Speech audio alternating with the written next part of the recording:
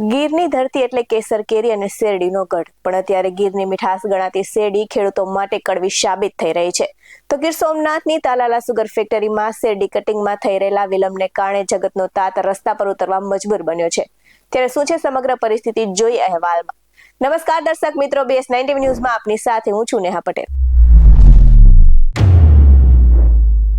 ગીર સોમનાથ જિલ્લાના તાલાલામાં sugar factory ખાતે શેરડી કટિંગમાં વિલંબ થતા ખેડૂતોએ સામૂહિક રજૂઆત કરી હતી અને ઇન્ડિયન પોટાશ લિમિટેડ દ્વારા હસ્તગત કરાયેલા આ પ્લાન્ટમાં શેરડી આપવા નોંધણી કરાવનાર અનેક ખેડૂતોની શેરડી હજુ સુધી કપાઈ નથી.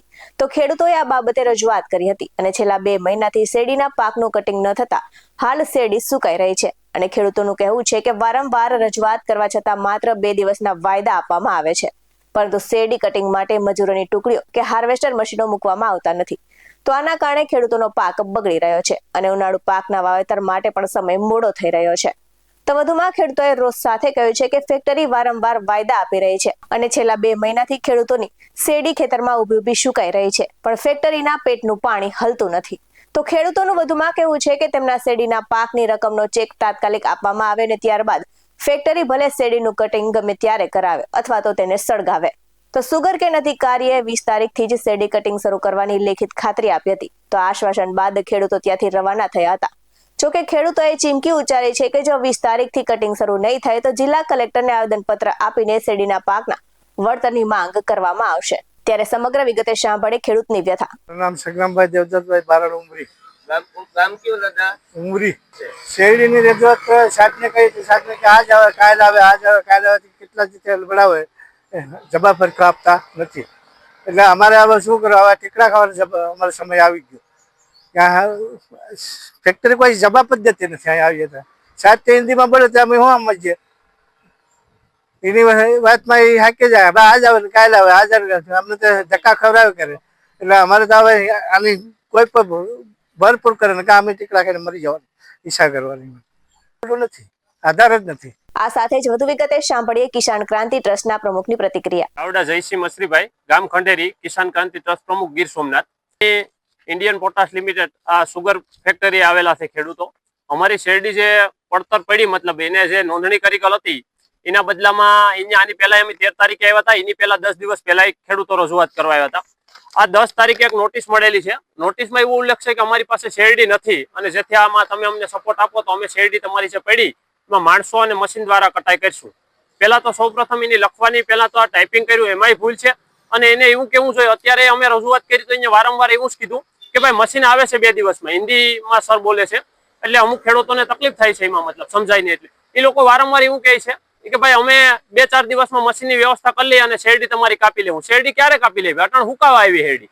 જયારે નોંધણી કરવા આવ્યા હતા ત્યારે કીધું તું મજૂર અને મશીન બંને આવશે અને વહેલી તકે ખેડૂતોને ફાયદો થાય એ રીતે કરશું આપણે. પણ અત્યારે કાં અમારી એવી માંગણી છે, અત્યારે જે શેરડી છે એને જે ભાવમાં દેવી હોય એ ભાવમાં ફેક્ટરી દઈ દે અમને એનું મુઆવજો આપી દે. બધી એમ અમને 3028 રૂપિયા ગણીને અત્યારે ગણી દે અથવા ચેક આપી દે. બાકી અમે સોમ મંગળમાં કલેક્ટર સાહેબને રૂબરૂ રજૂઆત કરવાની છે. અમારી માંગણી એટલી જ છે કે બધા ખેડૂતો જે બાકી છે શેરડી આપવામાં એ બધાને વહેલી તકે એ લોકો ચેક અર્પણ કરી દે, પછી એને શેરડી જેમ કરવું એમ એની વ્યવસ્થા રીતે કરે. અમે એમ નથી કહેતા પછીનું જે શેરડી છે અત્યારે એમાં અમારે પિત્ત કરવું હોય તો પિત્તે થાય એમ નથી, કારણ કે અત્યારે ઓલરેડી મોડું છે. આ રીતે જો ફેક્ટરી કરે વારંવાર તો આગલા વર્ષમાં કોઈ નોંધણી નહીં કરાવે, પ્લસમાં કોઈ ધોયા નહીં રાખે અને ફેક્ટરીથી નફરત થાય. મતલબ એને ફેક્ટરીએ જો એવડી મોટી કરોડો રૂપિયાનો ખર્ચો કરતા હોય, 4-5 કરોડનો, તો એને વ્યવસ્થા ખેડૂતોને રાખવી જોઈએ ભાઈ. આખરમાં 10 તારીખે એમ કે ભાઈ આ રીતે તમારે થયું, હવે આમાં અમારી પાસે વ્યવસ્થા નથી, આ કાગળ પકડાવી દીધા બધાને. તો ગરીબ ખેડૂત 10 વીઘામાં 7 વીઘા શેરડી વાવી ગયેલો હોય તો એના છોકરાને કેમ ભણાવે, એનું ઘર કેમ હાકે ભાઈ? તમારે પેલા તો લાલચ નથી આપવી, પેલા લાલચ આપી દીધી. આ તો કેવું થયું ભાઈ? ગુજરાતીમાં કહેવત છે, વાયુમાં ઉતારે વરદ કાપ્યા. હવે ખેડૂતોને કોઈ ઓપ્શન નથી આનાથી ભાઈ. અહીંયા આવીને કાયમ રંડોળો પીટી જાય કે ભાઈ તમે લઈ લો લઈ લો. આ તો ખેડૂતોને પોતાની શેરડી દેવા માટે આની મેરે ભીખ માંગવી પડે એવો સમય આવ્યો એમ. મતલબ નકર કહી દેવું જોઈએ કે ભાઈ 2-4 કરોડ રૂપિયાનો ખર્ચો થાય તો ખેડૂતને તો ચૂકવી દેવા જોઈએ અને ખેડૂત પર રાજીપોનો રેડ થાય એવી વ્યવસ્થા કરતા નથી. અને એમ કે 2 દિવસ મશીન આવી જાય, મશીન આવી જાય. હવે અમે રાહ જોઈને બેઠા. બાકી સોમંગળમાં કલેક્ટર સાહેબને રૂબરૂ આવેદનપત્ર આપી અને અમારી માંગણી કરશું કે ભાઈ આને અમને મુઆવજો આપી દો. શેરડી હરગાવી દેવી તો ભલે હરગાવી દે, બાકી અમે હરગાવવા તૈયાર છે. અમને અમારા પૈસા આપી દે શેરડીને 3000 રૂપિયા લેખે, એટલે અમે છૂટા એમ. બધા આવી માંગણી સાથે અમારી આ રજૂઆત છે. સાહેબે એવી રજૂઆત કરી અમને, મતલબ અમે એવી રજૂઆત કરી તો સાહેબે એમ કીધું 2 દિવસમાં મશીન આવી જાય અને લાગી જવાનું છે કે તમારા બધાની શેરડી લઈ લે હું. ભાઈ એના બદલામાં 13 તારીખે આવ્યા તો આ રીતે કીધું તું 2 દિવસમાં મશીન આવી જાય, 2 દિવસમાં તમને ફોન કરી દઉં. આ પંડવાવાળા એક ભાઈ છે એની ત્યાં હેરડી હુકાઈ ગઈ તો એના ખેતરમાં મશીની કે લગાડવાનું છે પેલું આપણે તમે તમારે કટાઈ કરી લેવું આજે એમ કે 2 દિવસમાં હવે આજનું 2 દિવસ કેટલા મહિના પછી થાય એ અમને ખ્યાલ નથી આપ મીડિયાના માધ્યમ દ્વારા હું કહેવામાં આવું છું કે અમને વહેલી તકે આપ પણ અમારો પ્રચાર કરો સત્યની લડાઈ છે ભાઈ આમાં કોઈ ખોટો પ્રચાર કરવાની વાત નથી પણ અમને અમારી માંગણી એક જ છે કે અમને આમનું વળતર મળી જવું જોઈએ હેરડી ભલે હુકાઈ જાય કે મરી જાય એનો પ્રશ્ન છે અમારે નથી જોવાનું છે આવા જ વધુ અહેવાલ સાથે ફરી મળતા રહીશું તમે અમારી યુટ્યુબ ચેનલને સબસ્ક્રાઇબ કરવાનું અને અમને ફેસબુક અને ઇન્સ્ટાગ્રામ પર ફોલો કરવાનું ભૂલશો નહીં બાકી નવી અપડેટ્સ મેળવવા માટે આપ જોતા રહો BS9 TV ન્યૂઝ નમસ્કાર